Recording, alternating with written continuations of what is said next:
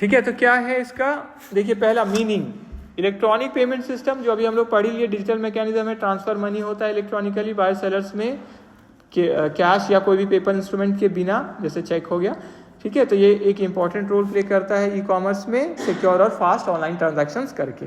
Study of electronic payment system, ठीक है, तो पहला पार्ट है स्टडी, तो जो अभी हम लोग देख रहे थे, तो इसमें हम लोग को क्या समझना है, structure, components, types and working process. अच्छा, हम बोले थे नोट्स चेक करेंगे ना, 13 तारीख तो पार हो गया ना, ठीक है, तो कब कर दे फिर,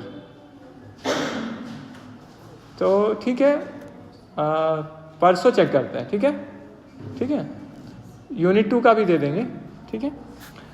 तो इसमें देखिए पहला क्या आता है, कंपोनेंट्स ऑफ ईपीएस,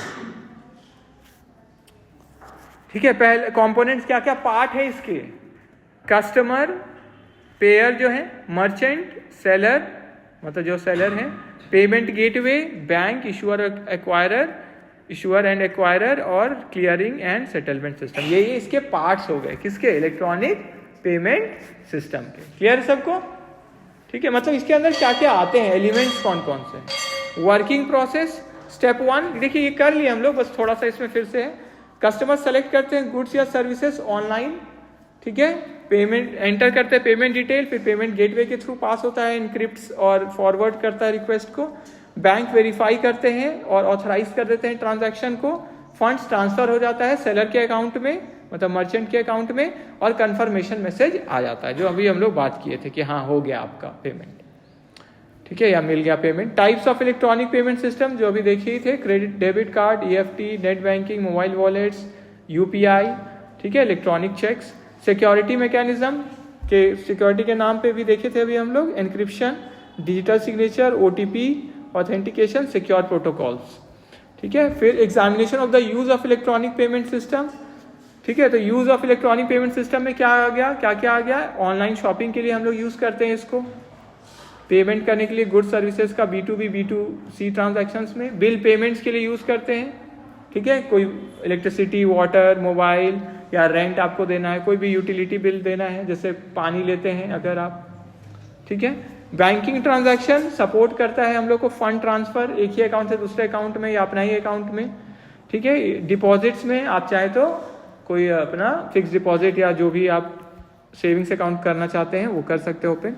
और फाइनेंशियल सर्विसेज में भी हेल्प करता है हम लोग को, लोन लेने देने ये सब वाला, ठीक है। फिर government payments, use for tax payments, fees and public services, मतलब गवर्नमेंट के लिए भी हम लोग इलेक्ट्रॉनिक पेमेंट का यूज करते हैं वहाँ पेमेंट करने के लिए। सब्सक्रिप्शन सर्विसेज, जैसे टैक्स कितना पेमेंट करना है, वेबसाइट पे टैक्स वाला, वहीं से हम लोग क्या कर देते हैं, टैक्स पेमेंट भी कर देते हैं, ठीक है। तो ये भी क्या है, उसका फायदा है इलेक्ट्रॉनिक पेमेंट का।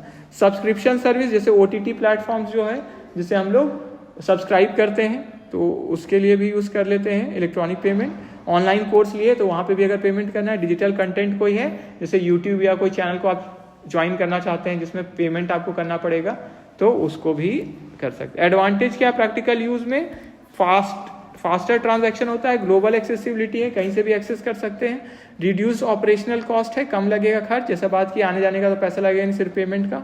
ऑटोमेटिक रिकॉर्ड कीपिंग, ठीक है, रिकॉर्ड सुरक्षित हो जाता है आपका, कब क्या पेमेंट हुआ है।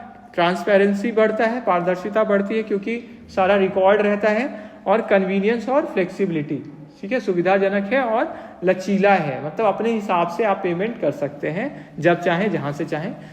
लिमिटेशंस ऑब्जर्व, क्या क्या इसका लिमिटेशन, कमी है, रिस्क है, साइबर फ्रॉड होने का चांस है। डिपेंडेंस है, मतलब डिपेंड करता है, इंटरनेट होना चाहिए आपका तब आप आगे बढ़ पाएंगे। टेक्निकल फेलियर हो सकता है, ठीक है, बैटरी ही खत्म या वो नेटवर्क का प्रॉब्लम, ये सब, ठीक है। नीड फॉर डिजिटल लिटरेसी, तो थोड़ा जानना होगा चीज़ों को, ऑनलाइन कैसे काम करता है। इम्पैक्ट तब कर पाएंगे अच्छे से। Impact on business and economy, क्या इसका असर पड़ता है, कैशलेस इकोनॉमी को बढ़ावा देता है, बिना कैश के आप ट्रांजैक्शंस कर सकते हैं। डिजिटल ट्रांसफॉर्मेशन होता है कि हम लोग ज़्यादा किससे स्टिक करें, डिजिटल ऑनलाइन चीज़ों से स्टिक करें, पेमेंट करने में आसानी हो। इंक्रीजेस फाइनेंशियल इंक्लूजन, सबको समाहित करता है, ठीक है, जो भी इसका यूज़ कर पाएंगे वो आराम से गांव में या शहर से कहीं से भी पेमेंट कर सकते हैं। फिर लास्ट है improves efficiency in trade and commerce, हमारा काम करने का क्षमता को बढ़ाता है ट्रेड और कॉमर्स में, ठीक है, खरीदने बेचने ये सब में, पेमेंट करने में। कंक्लूजन में देखिए electronic payment system essential digital tools है जो हम लोग को इनेबल करता है secure, efficient and global financial transactions करने में, ठीक है, सरल ढंग से, सुरक्षित ढंग से, अच्छे से, ठीक है, ग्लोबली हम लोग ट्रांजैक्शन कर सकते हैं फाइनेंशियल टर्म्स में।